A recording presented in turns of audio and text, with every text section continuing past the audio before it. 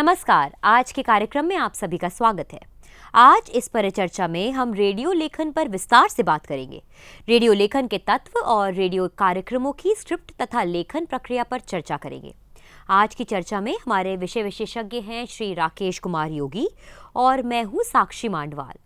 श्री राकेश कुमार योगी जो वर्तमान में माखनलाल चतुर्वेदी राष्ट्रीय पत्रकारिता एवं संचार विश्वविद्यालय में प्रोड्यूसर के पद पर कार्यरत हैं।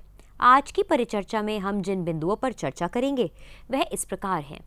रेडियो लेखन के लिए विभिन्न कार्यक्रमों का स्वरूप, रेडियो लेखन की विषय वस्तु या तत्व, रेडियो कार्यक्रमों की स्क्रिप्ट के प्रमुख भाग, रेडियो कार्यक्रमों के लिए लेखन की प्रक्रिया।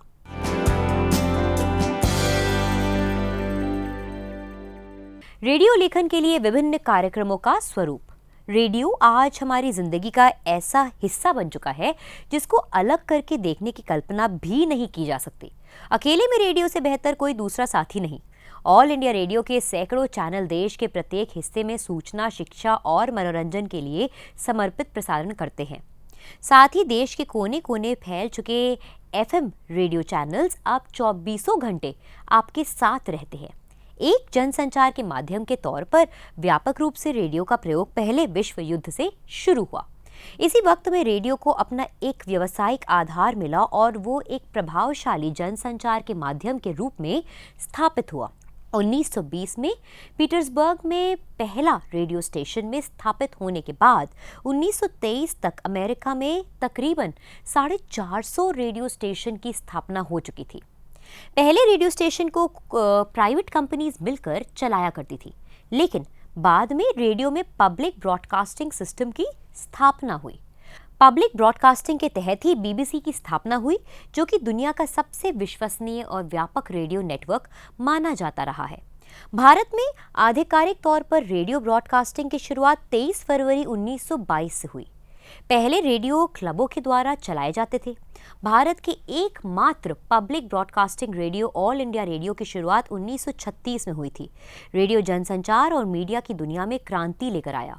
एक बैटरी पर चलने वाले परिवहनीय डिब्बे के सामने बैठकर विभिन्न प्रकार के कार्यक्रम, देश विदेश की खबरें और खेलों का आंखों देखा हाल सुनना एक नया अनुभव था।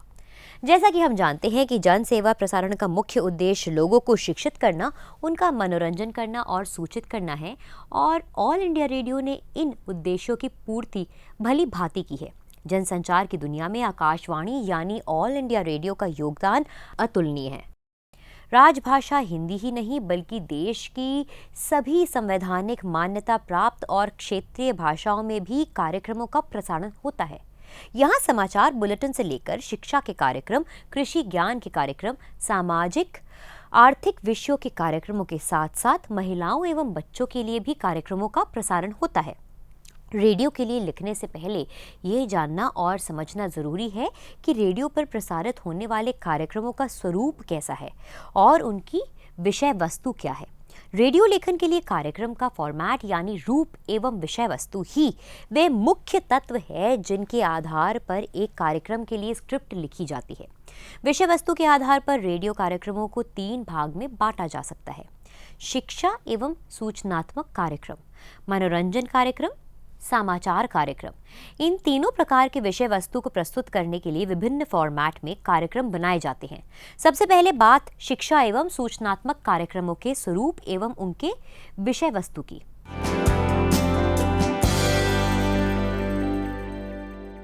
घोषणा, अनाउंसमेंट, ये बिल्कुल सरल और सीधे शब्दों में लिखे गए संदेश होते हैं जिनका मुख्य उद्देश्य लोगों को सूचित करना होता है। इस तरह की सूचनाओं को पढ़ते वक्त सबसे पहले स्टेशन का नाम, उसकी फ्रीक्वेंसी, समय और आप किस कार्यक्रम को सुनाने जा रहे हैं वो बताया जाता है। ऑल इंडिया रेडियो या आकाशवाणी में इस प्रकार की घोषणाएं औपचारिक तौर पर प्रसारित की जाती हैं, जिसकी भाषा और फॉर्मेट लगभग निश्चित होता है। प्राइवेट एफएम चैनलों पर इस प्रकार की सूचनाएं आम बोलचाल के वार्तालाप वाले स्वरूप में ही दी जाती हैं। घोषणा वाले कुछ कार्यक्रमों में एक से ज्यादा प्रस्तुतकर्ता हो सकते हैं। कई बार ऐसी घोषणाएं किसी कार्यक्रम के अंत में कार्यक्रम के प्रस्तुतकर्ता द्वारा ही दी जाती हैं।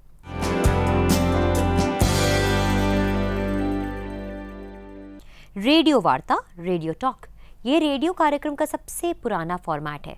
भारत और ब्रिटेन में रेडियो की शुरुआत के समय से ही रेडियो वार्ता प्रसारण की परंपरा रही है।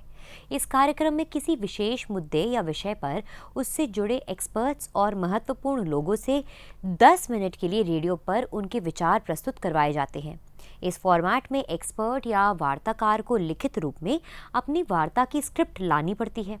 रेडियो वार्ताओं के विषय ऐतिहासिक स्थल, घटनाएं, राष्ट्रीय, अंतर्राष्ट्रीय अथवा समसामयिक मुद्दे होते हैं। अतः वार्ता की स्क्रिप्ट लिखते समय विषय की गहन जानकारी एवं पर्याप्त गंभीरता रखना जरूरी है। हालांकि इतनी लंबी वार्ता का चलन अब कम हो रहा है। अब इसका अधिकतम समय 5 से 7 मिनट का ही होता है। रेडियो वार्ता के कार्यक्रम सिर्फ पब्लिक सर्विस ब्रॉडकास्टिंग वाले चैनल्स पर ही सुने जा सकते हैं।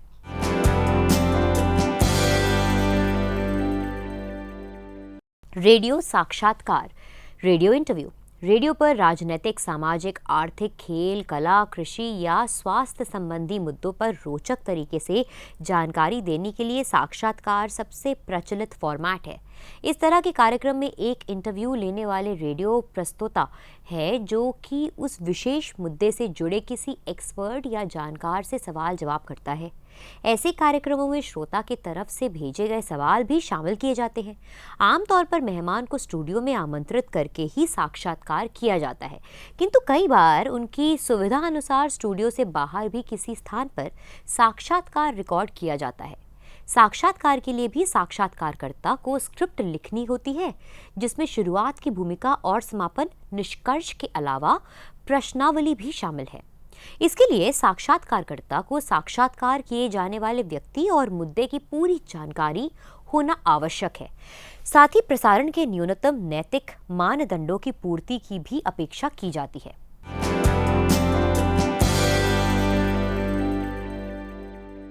रेडियो चर्चा, रेडियो डिस्कशन। किसी भी जटिल मुद्दे या विषय पर अलग अलग दृष्टिकोण वाले विशेषज्ञों से चर्चा करने से समाधान की ओर बढ़ा जा सकता है। इसी विचार को ध्यान में रखकर रेडियो में भी चर्चा कार्यक्रम प्रसारित किए जाते हैं। इस तरह के रेडियो चर्चा कार्यक्रम में विषय से जुड़े 2 या 3 एक्सपर्ट्स या जानकार बुलाए जाते हैं और उनके द्वारा दिए गए समाधानों में से उस समस्या का सामना करने और उसे हल करने की योजना बताई जाती है। ऐसे कार्यक्रम किसी भी मुद्दे पे हो सकते हैं, जैसे सामाजिक, आर्थिक, राजनीतिक, कृषि संबंधी या स्वास्थ्य संबंधी। ऐसे कार्यक्रमों का मुख्य उद्देश्य श्रोता को मुद्दे के हर पक्ष से अवगत कराना होता है। साथ ही उसे ये समझाना भी होता है कि उसकी जिंदगी उस विशेष मुद्दे द्वारा हुए समस्या से कैसे प्रभावित है या हो सकती है। अमूमन ऐसे कार्यक्रमों की अवधि 15 से 30 मिनट की होती है। ऐसे कार्यक्रमों के लिए स्क्रिप्ट में विषय या मुद्दे की जानकारी के शुरुआती नरेशन के साथ पूरे कार्यक्रम की चर्चा योजना को लिखा जाता है।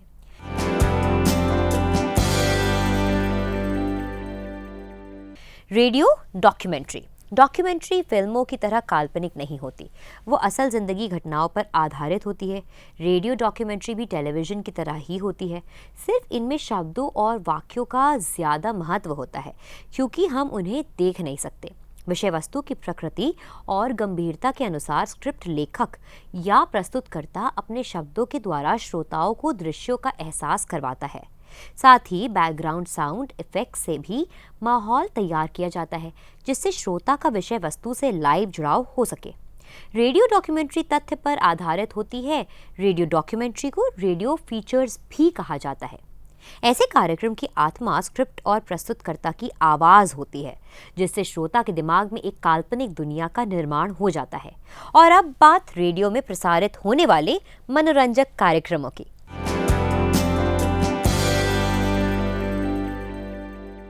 संगीत कार्यक्रम। रेडियो में मनोरंजन के लिए सर्वाधिक लोकप्रिय कार्यक्रम संगीत के कार्यक्रम हैं। प्राइवेट एफएम चैनल्स तो 24 घंटे संगीत के कार्यक्रमों पर ही निर्भर होते हैं।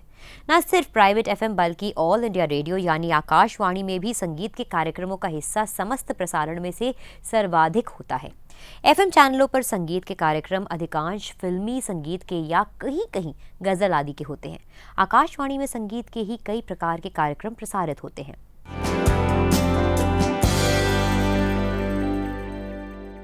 लोकप्रिय और फिल्मी संगीत। प्राइवेट एफएम चैनल्स में फिल्म संगीत के कार्यक्रम हल्की फुल्की बातों और स्क्रिप्ट के साथ प्रस्तुत किए जाते हैं, जिनकी ज्यादातर जिम्मेदारी प्रस्तुतकर्ता आरजे की ही होती है। आकाशवाणी में फिल्म संगीत के कार्यक्रमों के लिए भी एक अच्छी स्क्रिप्ट तैयार की जाती है, जिसमें सार्थक बातचीत और प्रस्तुत किए जा रहे संगीत के बारे में जानकारी भी होती है। फिल्म संगीत के अलावा इस श्रेणी में गजल के कार्यक्रम भी आते हैं। शास्त्रीय संगीत, गायन एवं वाद्य यंत्र। आकाशवाणी में शास्त्रीय संगीत के कार्यक्रम नियमित रूप से प्रसारित होते हैं, जिनमें गायन एवं वाद्य यंत्र वादन के कार्यक्रम शामिल हैं। इन कार्यक्रमों के लिए स्क्रिप्ट लेखन में काफ़ी मेहनत करनी पड़ती है। विशेष रूप से इन कार्यक्रमों के लिए लिखने में संगीत की जानकारी काफ़ी अहम है।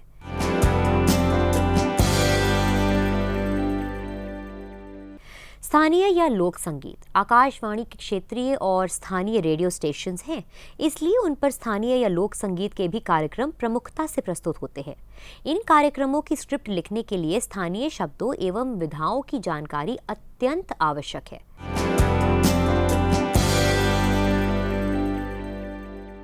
रेडियो नाटक। रेडियो पर मनोरंजन के कार्यक्रमों में संगीत के बाद रेडियो नाटक दूसरी तरफ महत्वपूर्ण कार्यक्रम है। जिस तरह से मंच पर नाटक का आयोजन किया जाता है, उसी प्रकार रेडियो में नाटक का प्रसारण किया जाता है। एक काल्पनिक कहानी को म्यूजिक और साउंड इफेक्ट्स के साथ प्रस्तुत किया जाता है। यहाँ एक से ज़्यादा प्रस्तुतकर्ता होते हैं जो ड्रामा में अलग अलग किरदार निभाते हैं।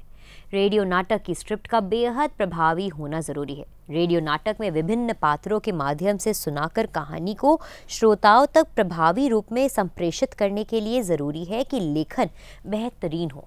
रेडियो नाटक की सफलता के लिए संवाद और संभाषण दोनों का ही चित्रात्मक शैली में होना आवश्यक है।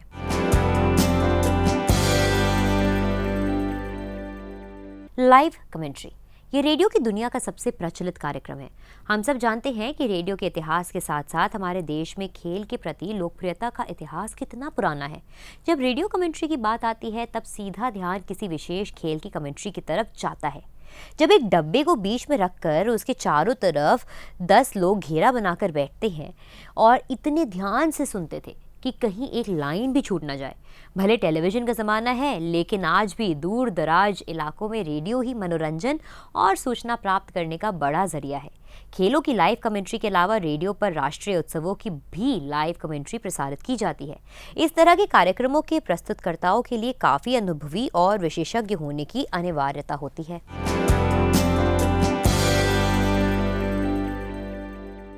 और मनोरंजक कार्यक्रमों के लिए लेखन के बाद हम बात करते हैं रेडियो के लिए समाचार लेखन की। रेडियो से समाचार प्रसारण बहुत व्यापक रूप से प्रभावी और महत्वपूर्ण है। यही वजह है कि अब तक प्राइवेट एफएम चैनल्स को समाचार प्रसारित करने की अनुमति नहीं है। रेडियो से प्रसारित होने वाले समाचार का प्रभाव और पहुंच सर्वाधिक है, इसलिए यह बहुत उत्तरदायित्वपूर्ण भी है। इसलिए ऑल इंडिया रेडियो यानी आकाशवाणी में समाचार प्रभाग अलग से स्थापित किया गया है। समाचार लेखन के लिए निम्न बातों का ध्यान रखना आवश्यक है। तथ्य सबसे अहम। निष्पक्ष रहें। खबर की समझ। तकनीकी भाषा का प्रयोग ना करें। व्याकरण का सही प्रयोग। आरोपण।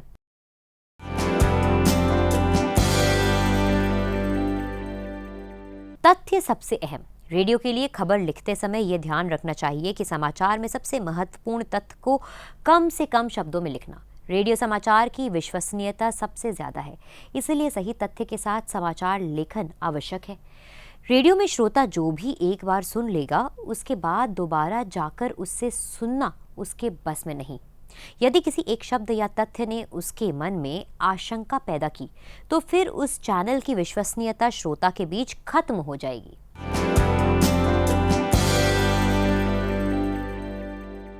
निष्पक्ष रहें। खबर लिखते समय उद्देश्य सिर्फ श्रोता को सूचना से अवगत कराना होना चाहिए, ना कि आप क्या सोचते हैं वो बताना। रेडियो में समय सीमा होती है, इसलिए सूचना के अतिरिक्त कुछ भी लिखना आदर्श लेखन नहीं है। रेडियो समाचार में निष्पक्ष सूचना ही प्रसारण की विश्वसनीयता को बनाती है।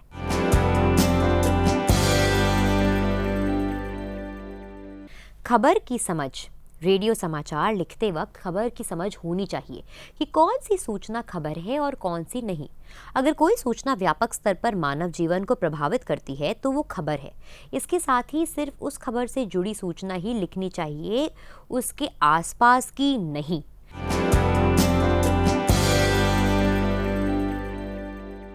तकनीकी भाषा का प्रयोग ना करें। यह बात सही है कि रेडियो पर हर कार्यक्रम का अपना अलग टारगेट ऑडियंस होता है और वो अपने क्षेत्र से जुड़े शब्दों का प्रयोग और अर्थ समझता है। रेडियो एक पर्सनल माध्यम है, अतः इस बात का ध्यान रखना चाहिए कि किसी भी ऐसे तकनीकी शब्द का प्रयोग ना किया जाए जो श्रोता के सर के ऊपर से निकल जाए। एक कठिन शब्द पूरी बात का अर्थ बिगाड़ सकता है। कोशिश करनी चाहिए कि बात को सरल शब्दों का प्रयोग करके समझने की कोशिश की जाए। अगर तकनीकी और वैज्ञानिक शब्दों का प्रयोग करना मजबूरी है तो उस शब्द से मिलता जुलता आसान से शब्द का प्रयोग अगले वाक्य में करें और उसका अर्थ स्पष्ट करने की कोशिश करें।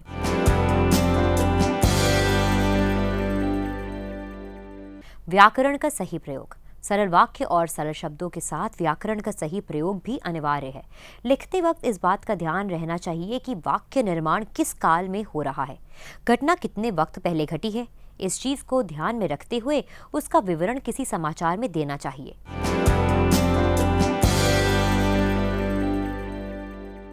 आरोपण।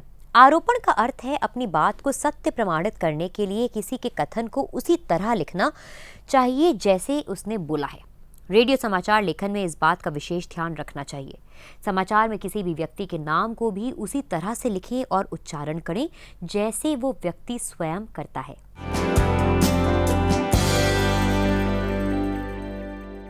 रेडियो कार्यक्रमों की विषय वस्तु के बाद अब हम बात करते हैं रेडियो कार्यक्रमों की स्क्रिप्ट और लेखन प्रक्रिया की। हमने विभिन्न प्रकार के रेडियो कार्यक्रमों के लिए लेखन की चर्चा की। अलग अलग कार्यक्रमों की स्क्रिप्ट भी भिन्न भिन्न तरीके से लिखी जाती है, लेकिन सभी स्क्रिप्ट में निम्नलिखित हिस्से अनिवार्य रूप से होते हैं।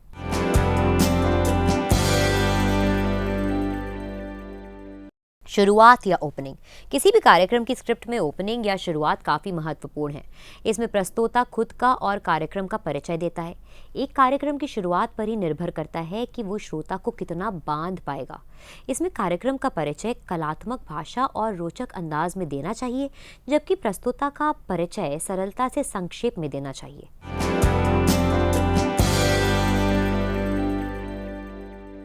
मध्यम सामग्री या मुख्य विषय वस्तु। कार्यक्रम का सबसे महत्वपूर्ण हिस्सा है मुख्य विषय वस्तु।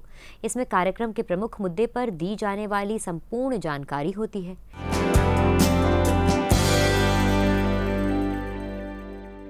विराम या ब्रेक, यह किसी भी कार्यक्रम की स्क्रिप्ट का अहम हिस्सा है।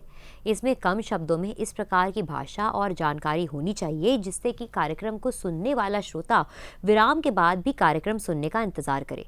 विराम लेते समय कार्यक्रम के शेष बचे हुए हिस्से की सबसे अहम बात का उल्लेख करना चाहिए।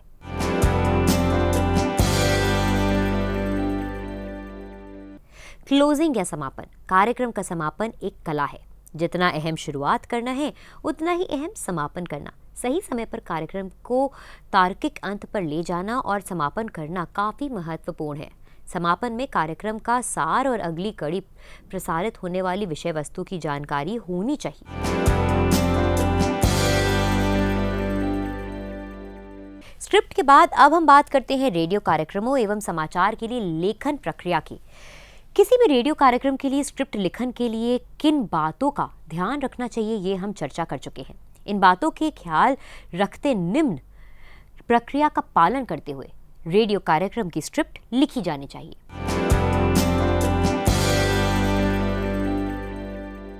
कार्यक्रम के श्रोताओं एवं प्रकृति का अध्ययन।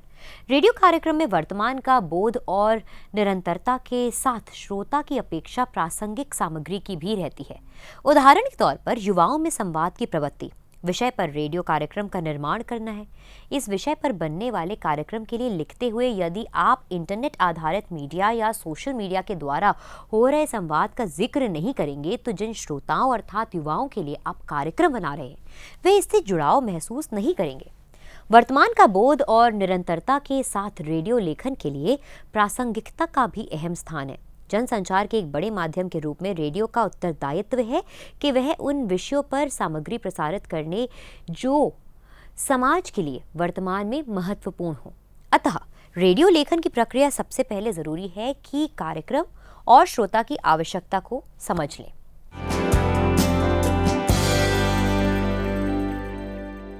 विषय वस्तु लेखन का क्रम तय करना। कार्यक्रम में प्रसारित किए जाने वाले कंटेंट का क्रम सुनिश्चित करना बेहद अहम है। इस क्रम को तय करने के बाद स्क्रिप्ट का ढांचा स्पष्ट हो जाता है और लेखन कार्य व्यवस्थित हो जाता है।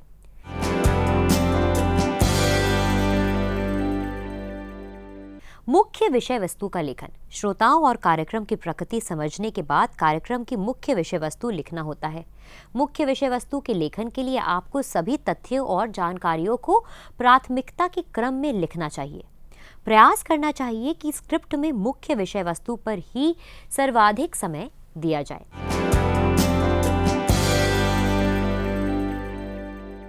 ओपनिंग, क्लोजिंग और ब्रेक की स्क्रिप्ट। मुख्य विषय वस्तु लिखे जाने के बाद ओपनिंग, क्लोजिंग और ब्रेक की स्क्रिप्ट लिखनी चाहिए। आज की चर्चा का सार यह है कि रेडियो के लिए लेखन में सबसे पहले कार्यक्रम का स्वरूप और उद्देश्य को समझना आवश्यक है। रेडियो कार्यक्रमों को विषय वस्तु के आधार पर मोटे तौर पर 3 प्रकार में बांटा जा सकता है। पहला शिक्षा एवं सूचना के कार्यक्रम, दूसरा मनोरंजन के और तीसरा समाचार के कार्यक्रम। स्वरूप के आधार पर इन तीनों प्रकार के कार्यक्रमों में अलग अलग अनेक कार्यक्रम हैं।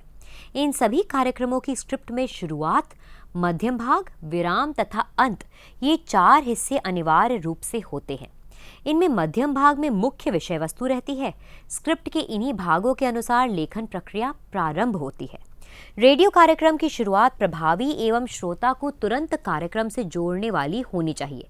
इसी प्रकार विराम भी इस कलात्मकता से लिया जाना चाहिए कि श्रोता आपके वापस लौटकर आने का इंतजार करे। कार्यक्रम का समापन भी रोचक और श्रोता के साथ अपनत्व से भरा होना चाहिए।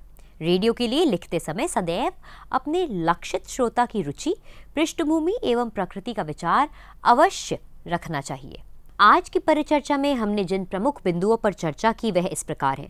रेडियो लेखन के लिए विभिन्न कार्यक्रमों का स्वरूप, रेडियो लेखन की विषय वस्तु या तत्व, रेडियो कार्यक्रमों की स्क्रिप्ट के प्रमुख भाग, रेडियो कार्यक्रमों के लिए लेखन की प्रक्रिया। अब हम आज की हमारी चर्चा को यहीं पर समाप्त करते हैं। इस विषय से जुड़े आपके प्रश्नों और सुझावों का सदैव स्वागत है। नमस्कार।